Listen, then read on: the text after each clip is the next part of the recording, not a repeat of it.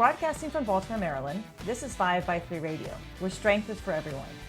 I'm your host, Emily Sokolinski, owner of 5x3 Training, a strength and conditioning gym in Baltimore, along with my co-host, Rebecca Fishburne, founder of Cornerstone Strength Maryland. Each week, Rebecca and I will discuss the ins and outs of strength training, why there is a no one-size-fits-all approach, and why strength is so important in our daily lives. Thanks for spending some time with us today. Now, on with the show. So Rebecca and I are back. It's been a few weeks since we last recorded a podcast.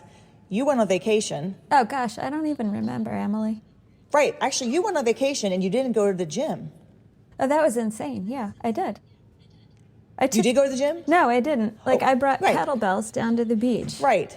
And I remember saying in the podcast so we did prior ago. to that, I said I want to hear about your vacation with no gym, but you did take the kettlebells. So did you use them? Yeah. I mean, and what I did, I kind of have my usual off lift day routines where, I'll power walk, right. whatever, right. cycle, something like that. So that was all the same. It was just the 3 lift days. I just played around with kettlebells instead. Fun. Yeah, it was good times. And your family was fine? You going off to swing your I just did it in the living room. Just don't walk past me. I'm going to swing this thing. Oh, whoops. Sorry, Mom. I didn't see you there. All of a sudden, she's like, what? I felt something. Oh, no. No, I mean, I think the first time I did the kettlebell swings, and it's you kind of figure out how much space you have and which direction you're going to swing. But there was a little bit of look of concern, oh my God, the TV. It's I'm not going to let go of it.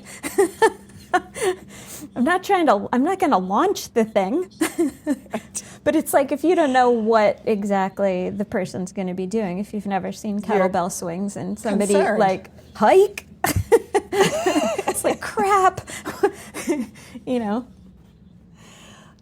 So you were able to do some exercise and some training while away.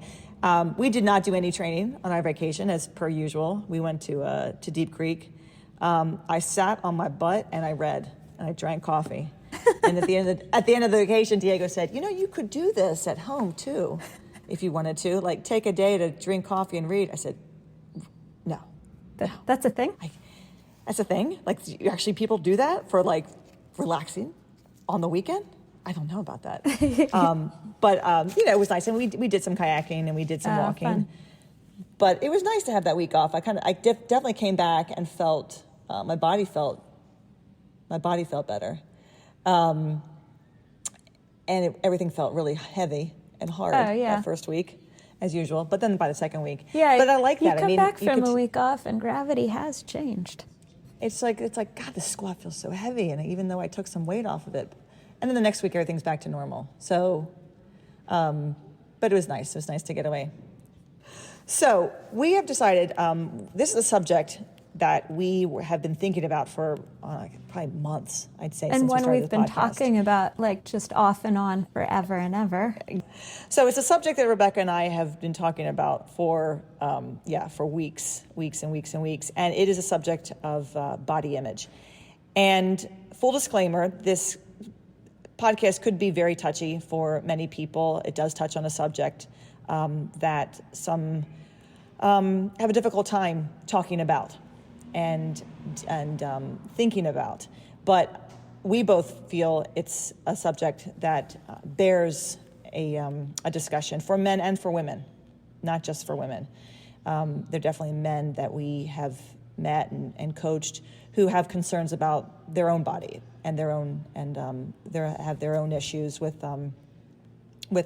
body image and how this plays a role in strength training. So we're going to spend a couple episodes talking about this, not in a row. We're thinking that we are going to do 1 or 2 back to back, and then maybe have an interview, and then maybe jump back on the podcast of body image.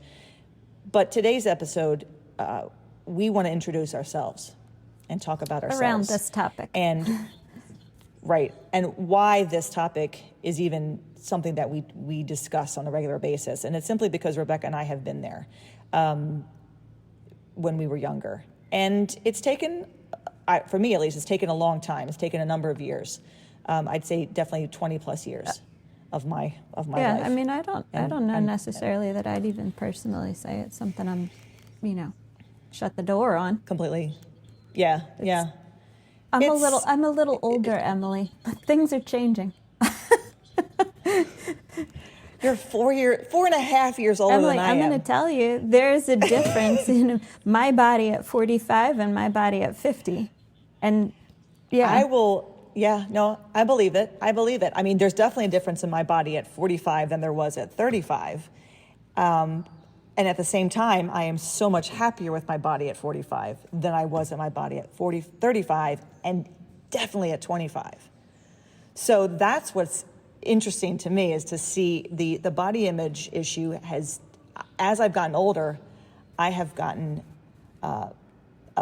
created a much better relationship with myself, internally, externally, with food, with just people in general.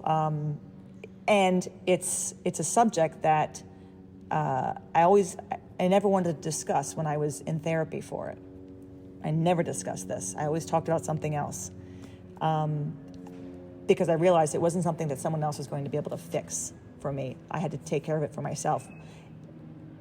Have you had that same feeling? I mean, over the years, like have you ever been in therapy for it, or has it something that you just never really wanted to discuss with anybody? It was something that you internally dealt with and thought it's something I had to deal with on my own. Well, I mean, I don't know, Emily. I guess everything that a person goes to therapy for ultimately comes down to it's something that they've got to address or deal with themselves. Right. It's interesting to me that in the context of therapy, that's something that doesn't come up, when that, based on our conversations in the past, seems to be something that was so central to the way you understood yourself and your place in the world. Right. So that's kind of surprising to me that that's something that you wouldn't necessarily want to talk about. But I mean, I guess, like, really, I think in general, body image is something that's hard for people to talk about with other people anyway, because people who struggle with body image generally don't view themselves the same way that other people do. So it's not necessarily a conversation that you can have with someone where they're going to be like, I know exactly what you mean. I was just thinking the same thing about the size of your thighs, or I was just thinking the same thing about, like, nobody is going to be able to relate to what you're feeling. And then it's also, I mean, it's nebulous. It shifts, right? It's mood dependent, or, it affects your confidence, but also your current level of confidence about other things affects the way you perceive your image when you look at yourself in the mirror.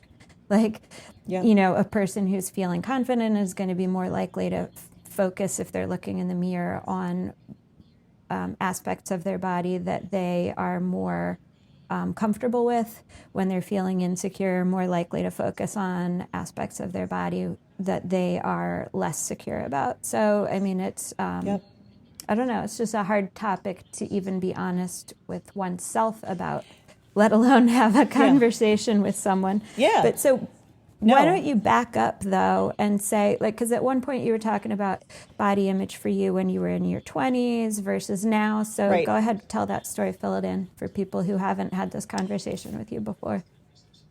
Right. So it started, honestly, probably when I was in my teens. I was a freshman in high school at the School for the Arts, and I'd been a dancer. I started dancing at age 6. And it was freshman year. I was in ballet class, and a substitute teacher was teaching that year, the first part of the year. And she walked by me in class one day, and just kind of casually said, looked at me up and down, maybe adjusted my arm, I can't remember, but casually said, you could stand to lose a few, or something along those lines. Whatever she said, it was definitely in regards to my body and how I looked. And I had never had anyone say anything like that to me the entire, how many years that I had been dancing already, 6-7 years. I hadn't gone through a growth spurt yet, or perhaps I was going at the time. I kind of had my growth spurt later than my girlfriends in high school. And it was like the rose-colored glasses came off my face and were crushed right in front of me, because all of a sudden the person I saw in that mirror 5 minutes later was not the same girl who started class that morning. And it took off from there. I mean, it was that instant that I found myself crying in a doctor's office the next year when I was going off to a dance program that summer, and I had to have my first GYN exam, and she weighed me, and I just broke down in tears by the weight on the scale, and said something to the effect of, "I'm not supposed to weigh this much. My dance teacher, Mr. Campbell says we can't weigh over," and I just kind of randomly picked some number out of my head, which freaked my mother out because she'd never seen me so upset before about that. And then she was quite worried about me going off that summer to the program, but I was able to hold myself together when I went away and eat and dance. But it was hard being away from my parents. I'm not a real traveler. I'm a homebody even at that time. So I came back. Some things don't change. And no, always. I'm still a homebody. And I came back, and I could sense there was something wrong going on with all of us. We didn't talk about it. As you said, we didn't talk about it. The dancers did not talk about who's eating what are you doing, how are you trying to stay thin. But it was very quiet. It was very kind of, it was like underneath the surface. She's doing the peanut butter diet, or she's taking laxatives, or she's making herself throw up. But no one really just talked about it. That's not something that we divulged to ourselves. That went into college, and in college I found myself eating very little, and then eating a lot, and then being upset with the way I looked, and then being okay with how I looked. There's a definite memory of me sitting in the bathroom at UMBC with one of my girlfriends just crying because I was turning 21. I was injured, and I'm not sure if I could dance in my dance concert. Am I there? Are you there? And just somehow all that stress of the injury, and it's November, and it's dark, I just looked at myself in the mirror and saw someone fat staring back at me and just lost it. I can still see myself sitting in that bathroom crying, and she's trying to console me. But in college, we didn't talk about it. Again, we didn't talk about it. My mother tried to put me in therapy for it when I was in high school. I think high school, maybe college. But then she pulled me out because I wasn't talking about the issue. Like I said, I think it was high school when she first started me in therapy. And she pulled me out because she discovered that I wasn't talking about why I was there. I was talking about other things. Like my parents not being of the same religion, and that's why I was something like that. So I made up something that could, explain certain things, and my mother found out and pulled me out because, I wasn't getting the help that I needed because I wasn't giving the person the actual work to help me. Then I graduated from college. I moved to New York, and it continued. Eating, not eating. It became endless exercising. It became 4 or 5 hours at the gym. That's really what it turned into, which I wasn't doing so much in college. So then I had that. Then I was trying to exercise a lot, lots of cardio. But I was at the gym for like 4 hours a day. And I was walking all over the place. And then I was making lists of food that I wanted to eat and shouldn't eat. And always my New Year's resolutions were watch the cheese. I had a lot of New Year's resolutions, which was watch the cheese, and lose weight. That was always on my mind. Lose weight. That's actually, and other at the than same the time, specificity about the cheese, the lose weight thing is pretty standard New Year's resolution. That's why you can't find any room in a gym until St. Patrick's Day. In normal times. Right. So lose the weight, watch the cheese, which my sister liked to joke with me about all the time. And there's Emily. There was, her resolution, watch the Emily. cheese. She's staring at a block of cheese. Right. And, and it doesn't help that I don't know. It was just impossible for me to figure out really what I wanted to be or do, because I had a journal, and I was cutting pictures out of women that I wanted to look like, and there were all these athletic women. basketball players, volleyball players. The famous volleyball player, I can't remember her name, Gabby Reese. Yeah, she was huge back then, and she was like she was a star. She had this beautiful athletic body. I wanted to look like that, and everything I was doing was not going to give me that. Not eating and doing cardio, and yet somehow I thought that's what she did in order to, look that way. So that was out of college, and it just kind of it just became this, endless cycle in my 20s, gaining weight, losing weight, not really having any real plan, going to the gym, always going to the gym. The gym was always an important part of my lifestyle. Even if I wasn't doing, even now that I think about it, I wasn't doing things right, it just didn't matter. I was there. And somehow being there was going to eventually make me look the way I wanted to look, even though I didn't know what I wanted to look like. Fast forward to when I finally met, Diego in 2004, and slowly, he started to see my issues. They started to come out. I can't hide them from him.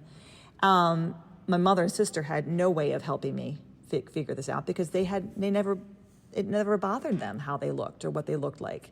They just didn't have that same sense of disappointment in themselves like that I did. And it really was. It was a disappointment in my body that why wasn't I happy with the way I looked? Why couldn't I find the answer? And no one could help me with that. And I realized that no one was going to help me except me eventually when Diego finally said to me, after we were married, and this is now, I'm in my early 30s, what do you want to look like, Emily? And I said, I don't know. I just don't want to look like me. And when I said that, he didn't look at me and, he said, well, what are you going to do about it? It was, very mathematical, That it was like, well, you need to figure out something. Not at all. He didn't come from me. He just looked at me. He said, well, what have you been doing? And you got to do something. You got to try something. So I actually made an appointment to see a guy to have cellulite removed. What's it called? I'm blanking on the name of it. But I went to see a doctor, like a plastic surgeon, basically, right? I thought, I'm just going to have the fat removed from my body. I also made an appointment to see a personal trainer. So I went to her first before I went to him. And then I decided I wasn't going to make the appointment to have that surgery done. I was going to stick with the personal trainer. But that's where I was at the time. So you learn something new every time. I never heard this part of the story. Yeah. So this was in 2008. I made an appointment to either have surgery on my thighs, like to have the fat sucked out of me, which is what I thought really needed to happen because there was no way that I could ever just do it on my own. And then made an appointment to see a personal trainer. She was the first person who helped me understand that eating really was the answer to what I was seeking. That I had to eat, that I wasn't eating enough protein, that I was eating very little, that my diet was very limited in, vegetables and just, a balanced way of eating that we all kind of know now and we talk about all the time. But to me, it was not eating was the answer. So she helped me with that. She didn't help me with the training. The training was bupkis, what I did with her. But it stuck with me because after a month, I saw results. And it was simply because of the way that I had been eating. And I wasn't hungry. And I wasn't starving. And I was enjoying the foods I was eating. And at the same time, I was losing weight and losing fat. And somehow it was actually working. So that got me thinking, okay, finally I'm on this path of, I understand that eating is important. What's the next step? Well, the next thing this was not her, but the strength training.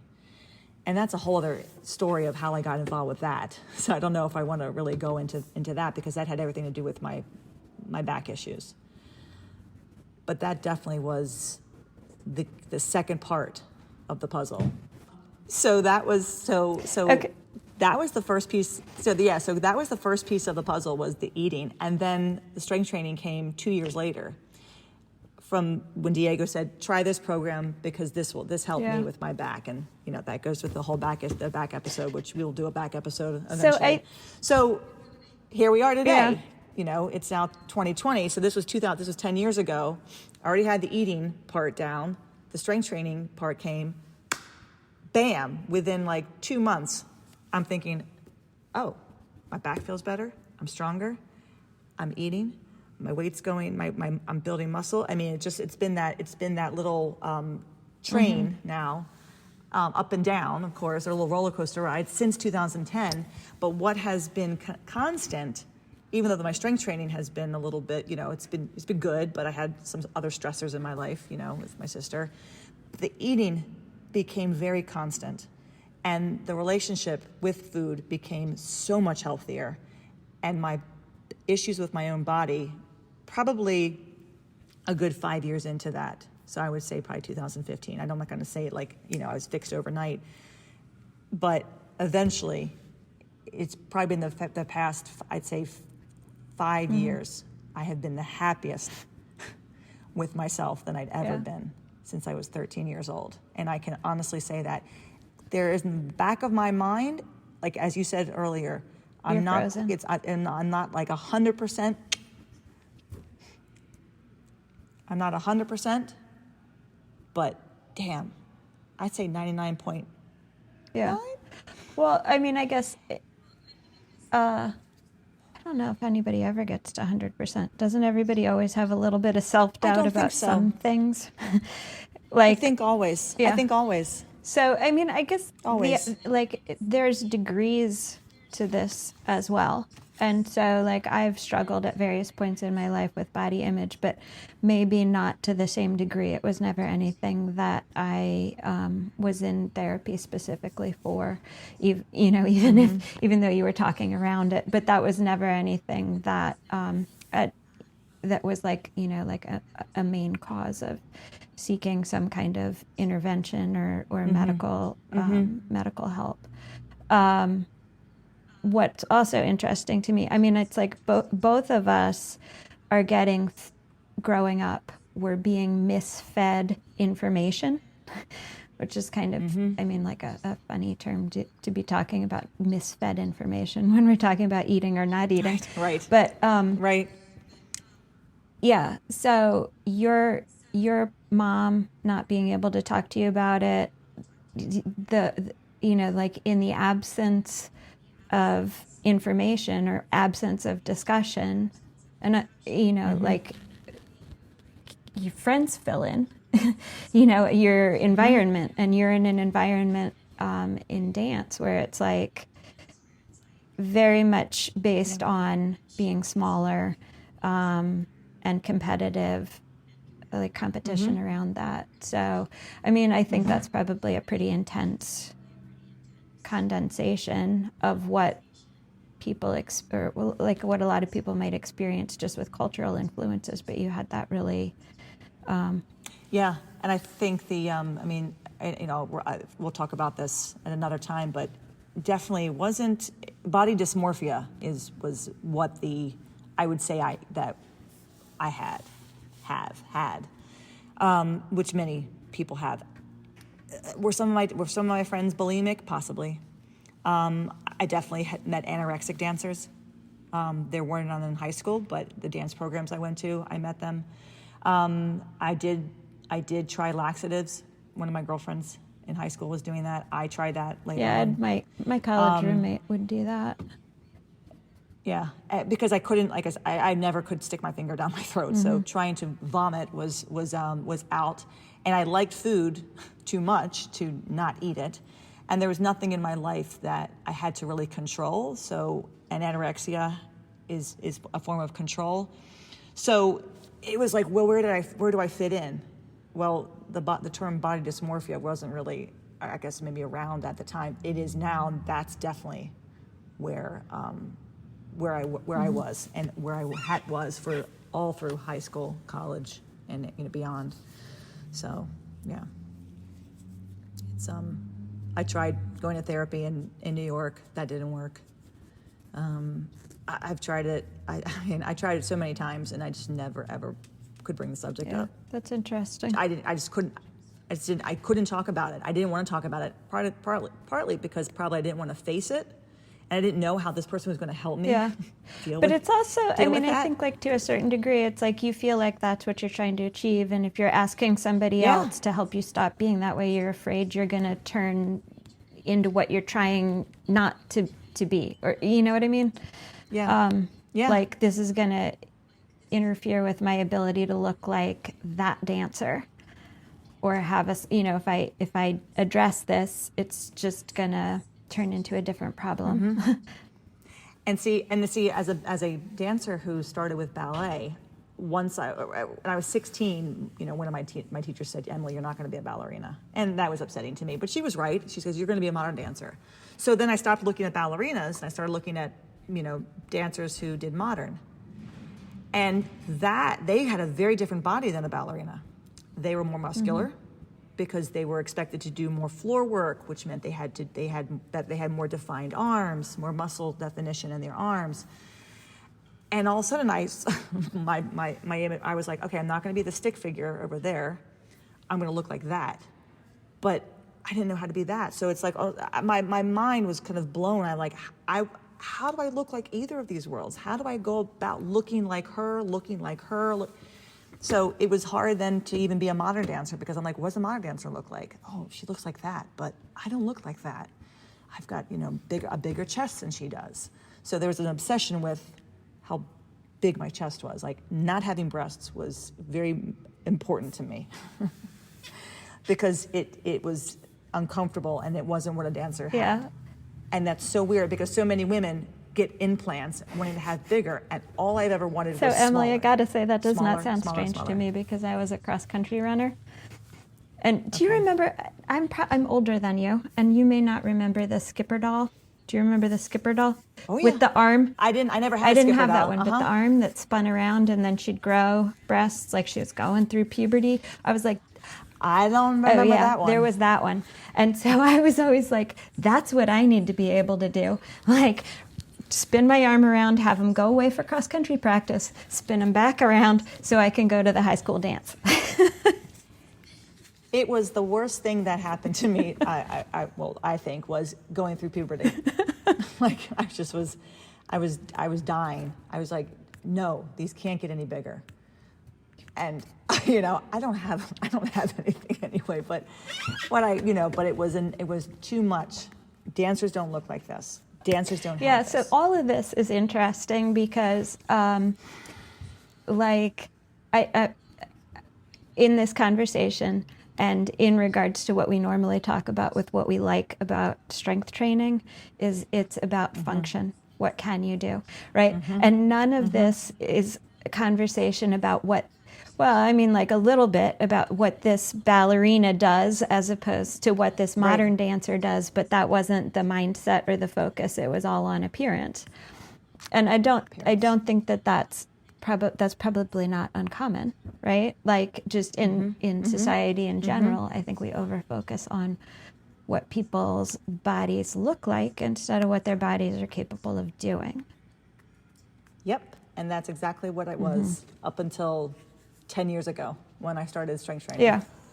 And then realized what my body was capable of doing. And then when I got back into dance and I was dancing with the company, oh my God, what I could do as a result of being stronger and also being older. So a more mature dancer than at the time, at that time too, mid 30s. Very different from, when I was in my, 20s or even in college. So it was, everything changed. Everything changed when I just took myself away from how do I look to how do I function. I mean, but that's also not to say that there isn't a correlation between like certain body types, what they're good at. Like that's what your dance instructor is telling you. Like Sure. I always, Sure. I didn't have like super fast muscles, so I wasn't going to be a sprinter. I liked endurance running, so that was fine, but I'm not built like, your world class distance runners. Right. But So- like that. So that form and function go together. And that's a conversation that that's information that's important, I think, for kids to have when they're trying to decide, or for athletes or whoever to decide, Yeah. It sounds like your dance instructor steered you towards a style of dance where your body type was going to be an asset. Exactly. But sort of that language of body types, endomorph, ectomorph, mesomorph, wasn't so prevalent then as it is now. And maybe that's No. not even prevalent language now, but we're just aware of it because we're in strength training. But like that is something that no one discussed with me. So I wanted to be a distance runner. I'm more of a mesomorph. I'm not like the tall, thin distance runner, or even short, thin. But and just the way I'm built, inevitably, I was going to develop knee issues. Just my skeletal structure, with a lot of long distance running, that was going to be aggravating. But nobody ever said any of that, which in a way I'm grateful for. Like the focus was on function. The focus was, I was reasonably fast. Now cut some time off of your last race pace, and we'll do so. Like it was on function. It wasn't on appearance. But they do kind of play a part. They do, and kids do notice that. And I thought, well, if I just run more, I'll start to look like, that runner, that world-class runner or whatever. So with the running, is this high school, middle school, high school, Yeah, college? back in high school and then into college. High school. Let's backtrack. Let's backtrack. You ran cross country. Let's start with that. When did you begin running? Oh, yeah. So, I mean, I guess I ran track in middle school as well. In middle school, it was kind of, I don't know, like I guess in middle school, I had a friend who was kind of, All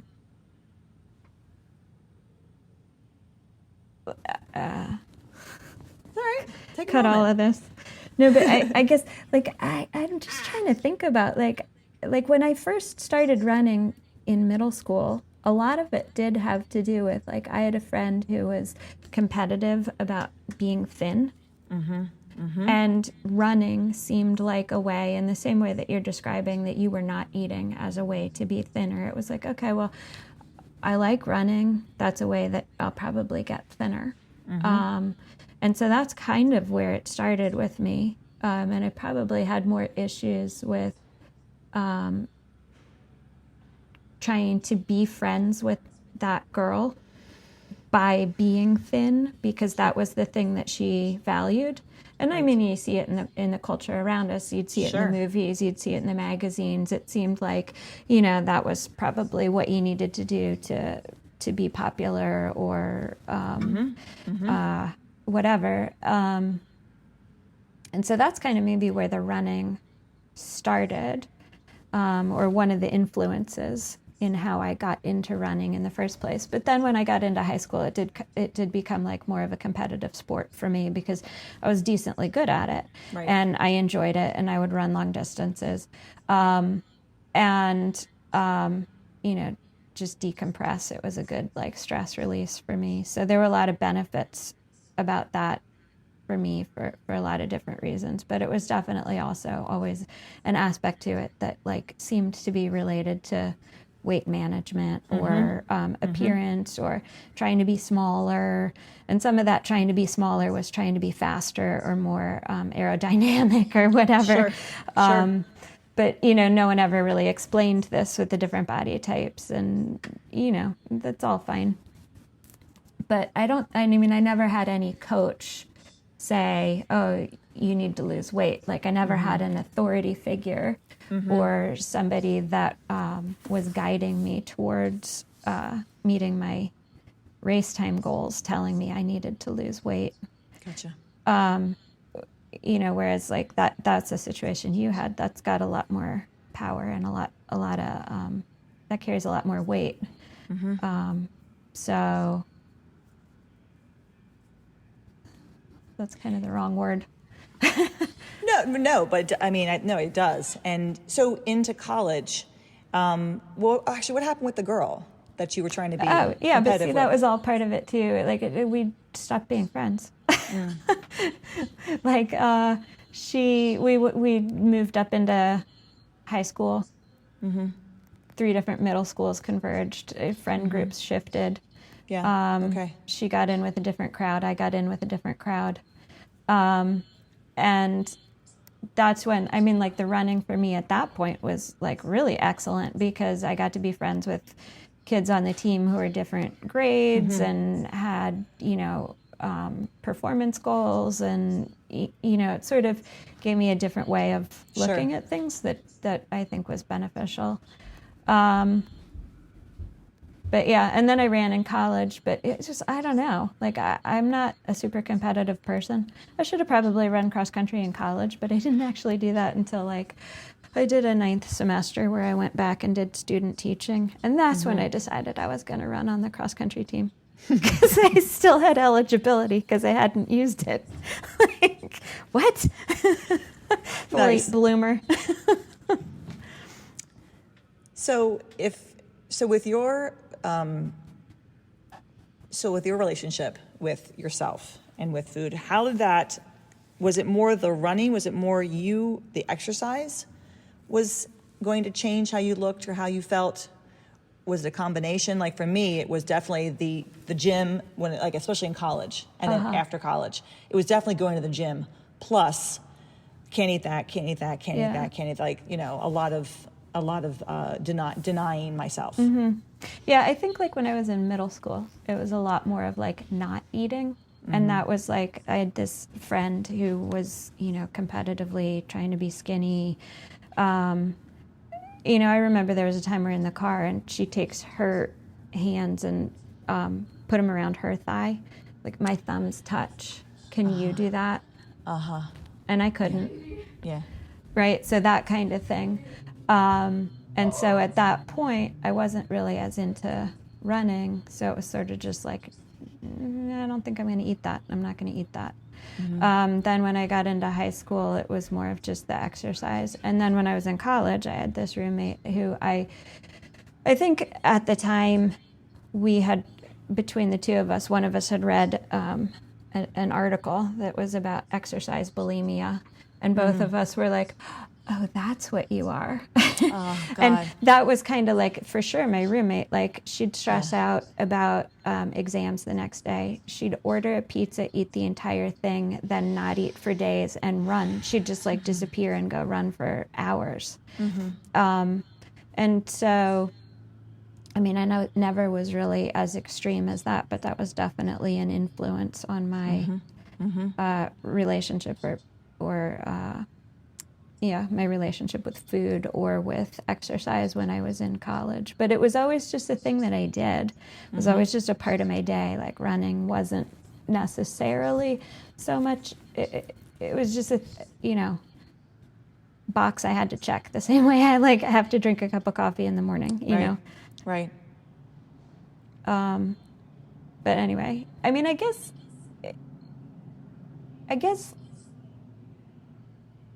the body image thing that I'm thinking about or that's in my head a lot now, and is specific to women, is the changes that women's bodies go through. Yes. Right? Like I got teenagers. Yeah. Their bodies are changing. Yeah. I'm 50. My body is changing. 3 times in my life when I was pregnant, my body went through huge changes, and all of that affects your your interaction with your body, your perception of it, your body image. I don't know. Plus, I was just listening to the Michelle Obama podcast on menopause, so there was a little conversation about that in there too. Yeah, so we've been so far between the two of us. This podcast in particular has been very specific to women, and I know that we mentioned earlier that it's it does affect men and women, that it's not just females, but the majority of people who suffer from these issues, these diseases, are females, and it has to do with the culture, our culture. It has to do with the different sports that one plays in or competes in, or I'll consider dance a sport, gymnastics, ice skating, anything that requires you to look a certain way, perform a certain way. That's not to say that men don't go through this, but and they do, and we definitely I want to touch on that. All you have to do is pick up a Men's Health magazine, and what do you see on the front cover? There's a picture of Lenny Kravitz I saw today. He's 56 years old. He looks like he's got the body he had when he was, in his 20s or 30s. And he's like six pack, he's chiseled, he's 56. What kind of message is that sending to the men out there who are 56 years old? Are they supposed to look like him? Is that expected? And it doesn't just pertain to women anymore. I think more and more men are becoming a little bit more invested in, is this the way I'm supposed to look? Am I supposed to look that way? How do I look this way? I think that getting older for them too plays a big part. The older they get, the more they don't want to lose their looks. At the same time, they want to feel good too. There's that kind of struggle, and I know we'll get to that. I'm kind of jumping ahead of like the wanting to be stronger versus wanting to physically look good too. And you're being pulled in 1,000 different directions, and that has to do a lot with just media, culture, magazines, people, other people, maybe friends. You're talking about being like people who are competitive. Can you wrap your fingers around your thighs? I can. Well, because that was when I was in high school, but I guess the thing now is like, how big is your thigh gap? Or at least that was the thing a couple of years ago. You mentioned, you're mentioning changes. My niece, I have two. One is 4, and the other is going to turn 10 in November, and her body's going through changes now. And she's starting to notice, and she's starting to feel, probably insecure about that. So I sent her a package of the Judy Blume books that I read when I was younger. And I told her to read, there was a specific one I wanted her to read. I said, I want you to read this one first. Read this one first. Because this one really is pertaining to what she's going through and what young girls start to go through at age 9, 10, 11, 12. That's when it starts. And you have to kind of start off almost young these days, like telling them, look, your body is your body, and it's great no matter what. Because I remember very clearly when I was teaching in Baltimore City, I was teaching 5th grade, and one of the teachers was teaching 3rd grade science, and she did and I had those students too for math. She did a gravity lesson with them, and she brought in a scale. And she thought it was going to be so cool to have them weigh themselves, where they weigh on Earth versus what they would weigh in space. It didn't go very well. She came to me later in tears because the girls would get on the scale, see what they weighed, and these are 3rd grade girls. Oh boy. See what they weighed, and they broke into tears in her classroom. They all started just to cry about what they weighed. And then they were comparing their weights. Yeah. And these are 8-year-olds. It's like, that's the thing about like talking about it, right? Being able to open up a conversation, because an adult, I think, needs to be careful not to give messages that indicate that worth and body weight or image are connected. Yeah. But also to not talk about it leaves that space open for whatever cultural influences your kid encounters, or your, whoever, your student. So TikTok, social media. Right.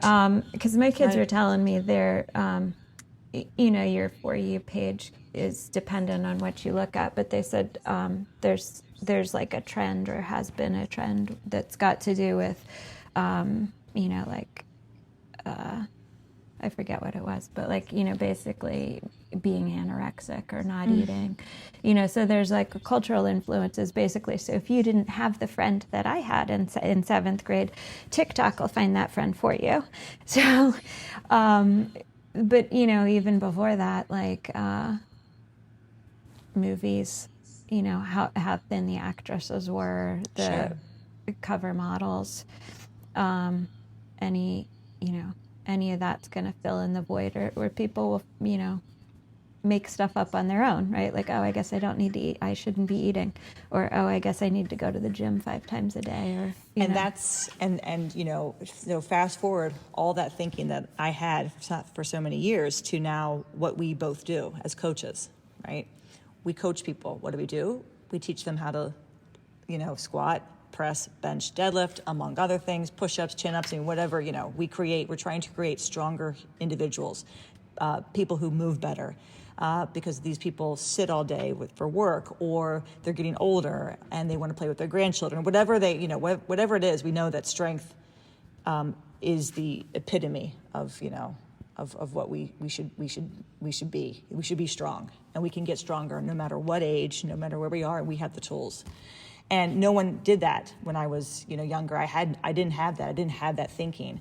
So now people come in and we talk about, well, what should I eat? It's like, yes, you should be eating. So there's definitely this shift of let's start with yes. Yes, no one comes in and says, and people come in and say, yes, I want to lose. Some people come in and they say, I'm looking to lose weight, and they want to come to the gym. But my response always is, great, I understand that. Here's what we're going to do.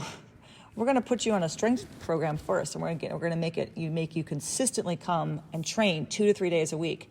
And once you get into that habit, let's focus on eating. I guarantee you'll start to eat better just because you don't want to miss the gym. And there's that concept of, wait, eating for performance? Wait, eating to fuel what I do here? Yes. Well, what do I do? How do I eat? Well, let's start with protein. What's protein? I mean, It's having that discussion. It's not this discussion of looking a certain way or being thinner, or, people say, well, what's my goal? What goal should I have? I had a guy wanting to know what goal. And he, I said, well, let's not pick a number. Let's just say, I want you to lift more than you did the time before. I want you to do another set. I don't care what you do on day 1. I care what you do on day 31. And he started to hear me. He goes, I get it. I said, yeah, goals are great. Goals are great to have. But I think a goal of, I'm going to go to the gym twice this week and do something. And now it becomes 3 times a week. Sometimes, and that's one of the things I think that's nice about strength training, is it gives you different ways to envision your goals. So the goals aren't always based on your scale weight. Exactly. They're based on the weight on your bar. They're based on consistency. Right. They're based on performance. It gives you a different way to conceptualize what weight is, or what its importance is. And it's, not what the scale says about you. Yeah. It's what you can do in the world. A big push for me is that word performance. How you perform in the gym. I'll say to people, we'll know that you're doing the right thing because you'll come in here with energy and you'll be able to hit all your weights that day, and we'll have a good day.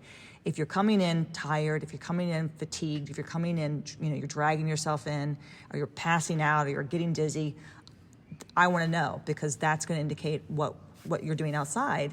And if you're not eating enough to help you in here, what's the use of being in here? It goes hand in hand. So that performance is a huge. That's one word I use a lot. Totally going off the original topic, but like along those lines, one of the things that I think is really cool in regards to performance and nutrition that I have heard in the past week from Felicia is, like, she'll come home from her soccer practice and she'll be like, I need to eat something with protein in it. Like that is not, and we've had conversations, right? That is never something I ever would have said when I was a sophomore, right? Come home from cross country practice and be like, I need some protein so I can rebuild. No. Right. It would be like, I'm thirsty, I need some water. Like, Coach talked to us about staying hydrated.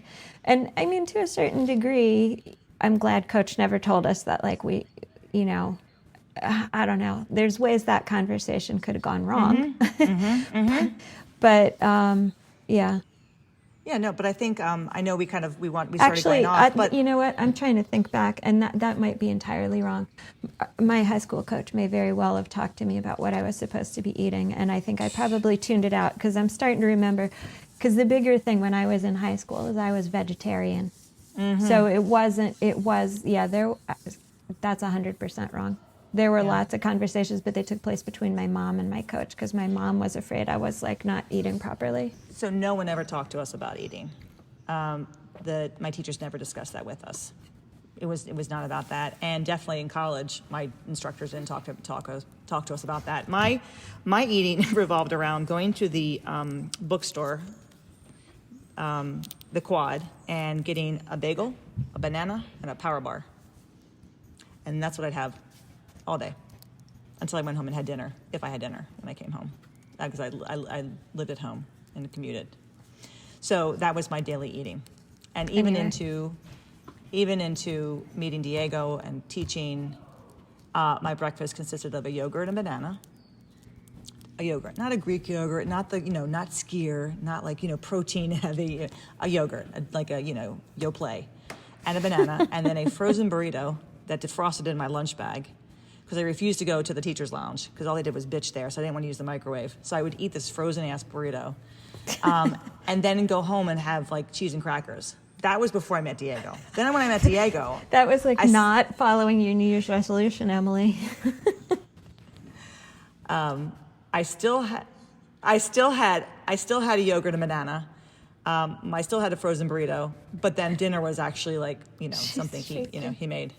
I think we We've totally gone off the rails. we've gone off the rails, but I think this is a subject, and I'm sure our listeners will understand. It's a subject that does kind of go off the rails. I mean, so many parts to I didn't this. even I think what I said this time is 100% different than what I said the last time too. Like, there's so many different ways to even tell your own story in relation to this. Yeah. There's so many things I start to think about. That's kind of what happened this time. It was like the last time we made the first pass through, and I was sort of like, okay, the basics are, I ran a lot. It was, there was a performance or athletic aspect to it, but a lot of it was also motivated by this idea that if I ran more, I was going to change body type, which, of course, doesn't happen. And that cardio was like, just like you're saying, going to the gym or whatever. That was gonna cure everything. The cardio cure. Yeah, and I realized that too. And this time I was sort of more like, actually, it had a lot to do with who my friends were. Because who's feeding information to you that shapes your ideas, in addition to what you suck in from movies or magazine covers or whatever. Yeah. I mean, I think it definitely, and like I said, my friends and I, we didn't really discuss it. We didn't talk about it. When we went to get food in between performances, like Nutcracker performances, we went and got the nastiest food. I mean, we're getting Italian sausages, we're getting greasy French fries. I mean, we ate crap backstage. Don't think that dancers were eating well. They ate crap. The one thing I never did as a dancer was pick up smoking. That's a big thing. I mean, you think about this, the coffee and the cigarettes, right? And that was real. That's one thing I never did. I never smoked. I never picked up smoking. It was disgusting to me. I did try it, but it wasn't very. I couldn't inhale, so that was that was it. That was in college anyway, but that was something I never. That was to me was not the way I was going to go. I wasn't that kind of dancer. I wasn't gonna smoke and drink coffee and eat nothing. There was something else going on in my head, and it resulted in where I was how many years ago. But it's a topic that bears discussion. There's so many different aspects to it, and Rebecca and I have made endless notes here, of where to go with our discussion. So today's podcast was simply to introduce the topic, give some background on us, and let you know that it definitely has changed. We've changed our thoughts about it as we have discovered strength training, and definitely I think I don't know if I won't speak for you, Rebecca, but for me as a coach, I have a different outlook on what I should look like, what people should look like. I don't want to put that, and I try very hard to not have that at the gym. It's about, what your body's functioning. I mean, what your body's capable of doing, what it can do, and if you want to change it, I can help you. I don't disregard that. People want to talk about food or losing weight. Yes, I can help them. If they want to talk about gaining weight, I can help them. But it doesn't become the only thing that your body can do or should do or should be. Yeah, I mean, it's like definitely you get that a lot, that people want to do something to address or change an aspect of their body. And if that's part of the conversation, that's never something that I introduce. That's something that the client or the lifter introduces, and that is never the only way that we talk about their body. I always kind of keep that might be something that we talk about a little bit. Now let's focus on what you can lift. Let's focus on how you're going to fuel that. Let's focus on, other aspects of it too. Yeah. So that's not the sole focus. So I think that I'm Positive thinking that goals. Yes, the next topic on body image that we'll probably discuss in our next podcast will be about barbell training and why strength training offers a very positive focus on the body, and discuss how it can what it offers to men and women, both men and women, because I don't want to discount. Again, I want to make sure that we talk about the men who come in to strength train, and how it changes your mind about your body. Maybe you had one goal when you started, and now that goal has changed because you see changes that you never thought were possible, mentally, physically, emotionally. And so now there's a whole other goal out there that you want to achieve, and then how it affects you and just your daily life too, not just in the gym but outside the gym. So that's my thinking for maybe part 2 of our body image. Yeah, I mean, discussion. whatever. I'm kind of looking at the notes. It looks like there's a lot of stuff that we could just skip right ahead. Yeah, and I ask, I've asked our listeners before, those out there, if they have thoughts. This podcast might be one where people do have thoughts and do have questions and do have comments about. And feel free to email us at info@5by3.com. You can also, Rebecca, you want to give your email, so maybe they want to email you. They could email either one of us. Yeah, so I'm at, you got a pen and paper? It's long. Cornerstone Strength Maryland @gmail.com. Email either one of us, and leave a comment, leave a question, because we'd like to hear from people, men and women, about just this topic. It's an important one to talk about, and it doesn't also often get discussed. So thanks for listening, everybody. Again, send us your questions, comments to info@5by3.com or Cornerstone Strength Maryland at gmail.com. Is Diego there repeating that? Like he caught it without pen and paper, but you... No, it's just me here. I'm all alone at the gym. All right. Well, that's our show. We will be back in 2 weeks with either part 2 of our body image. Who knows? Or with an interview but we will be back in a couple weeks, and we thank you for listening today. Thanks, everybody. Oh, see ya. Thanks for listening to 5by3 Radio with Emily and Rebecca. If you like our show and want to know more about 5by3 training, please visit us at www.5, that's 3.com. You can also find us on Facebook and Instagram. To learn more about Rebecca, please visit her website, cornerstonestrengthmaryland.com. Thanks for listening and have a great week.